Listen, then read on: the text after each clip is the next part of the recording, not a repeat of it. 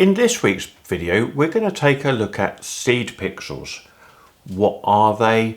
How do they connect to our controllers? Are they worth using, or should we stick to traditional bullets? All this and more coming up.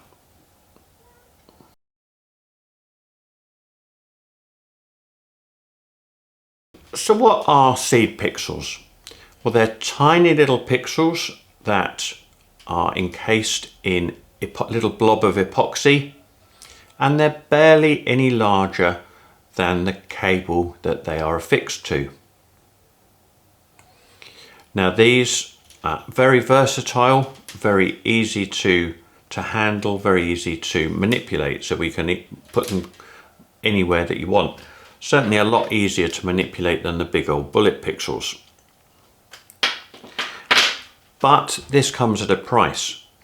These data cables are quite small, and if one of these pixels dies, as pixels do, then they're going to be a bit trickier to replace. Not too bad on, say, the 1-inch spacing that we've got here, but when you get down to something like the 15mm ones, 15mm between centres, these are going to be evil to try and cut out and replace. So that's something to bear in mind. Now the other thing to bear in mind is that because this cable is quite small, albeit the power consumption is lower on these than on traditional bullets, you're going to have a finite number, as usual, that you can run without having to power inject or power balance, etc. Now, Mark over at Visionary Light Shows has sent us some samples of their new seed pixels, which have a fatter power cable and slightly larger epoxy blobs as a result. So he sent us some of their 2-inch spacing with the fatter cable, which is leading to slightly brighter outputs, and you get a longer run before you need to power inject. So how do they compare in the real world compared to bullet pixels for power consumption and luminosity? Well, as usual, I've brought out my trusty multimeter and measured the power consumption. And I've also brought out my trusty light meter so we can measure the amount of light being produced. Now, this light meter here clearly is going to have light coming into it from other places than just the pixel. So to combat that, I've made a little insert which I can put on here, and I can put a little seed pixel into here and cover it up, and then we can measure it truly to see what they're producing. So let's have a look first of all at the luminance, the amount of light being output. We've got two items on this first graph for luminance. We've got the generic pixels and the new fatter wire VLS pixels. Now I should note at this point that Mark has sent me, Mark from Visionary Light Shows has sent me these pixels. He's not asked to see the video before it goes out, and I don't have to return them. So for luminance, we can see that the VLS light shows have come out slightly better than the generic pixels that I bought, and a reasonable output up to about 4,000 lumens or lux at 100%, and just under 5,000 for the VLS. But how does that compare to a traditional 12-volt resistor bullet?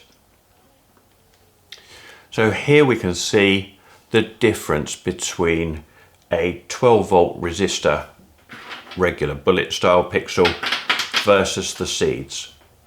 Now, as we can see, the seeds are nowhere near as bright as a traditional pixel, but that's not at all surprising. If we compare the weight of the cable, the 18 gauge cable here, with even the VLS cable, we can see that the VLS cable is something like half the size of the traditional 18 gauge, and that again is probably about 60% larger than the regular seed pixels.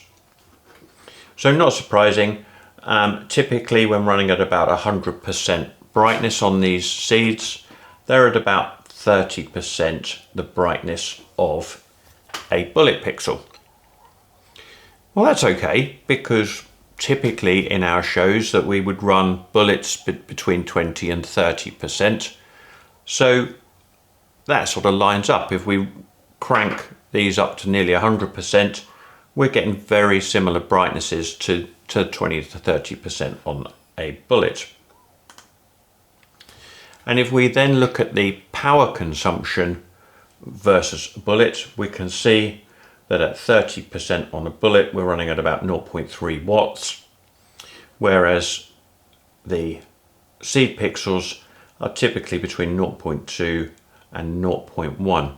Now the VLS pixels there are pulling a little bit more power than our lighter ones, but that's because they're running brighter. So much for muchness there.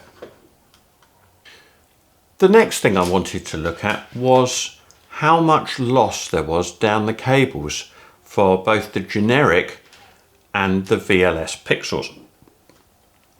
So I wanted to compare the brightness of the first pixel with that of the last. So here we can see that the VLS started brightest, and that brightness continued pretty well to pixel number 50.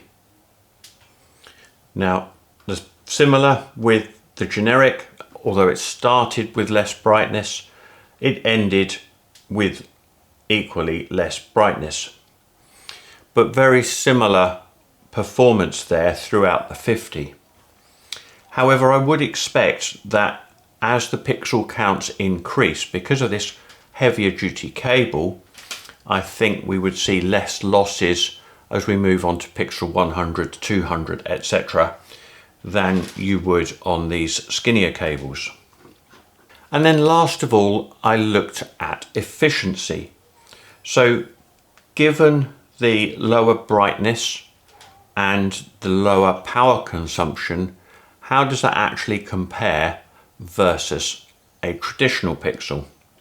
And the numbers were quite surprising. The VLS pixels actually overall performed better in terms of efficiency than the cheap ones, because although they're running slightly higher on brightness, they are and they're using slightly higher power, overall that works out to slightly more efficiency because of the higher brightness. Compared to a 12 volt resistor pixel, then that's blown them out of the water for efficiency. So these are a lot more efficient than your traditional things. Last of all, I wanted to cover wiring.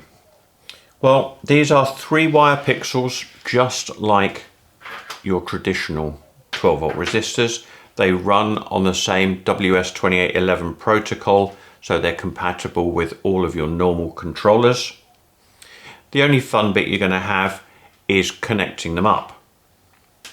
Now on the VLS pixels, they come with a handy X-Connect plug on the end, and they did have a socket on the end before I chopped this string in half to measure 50.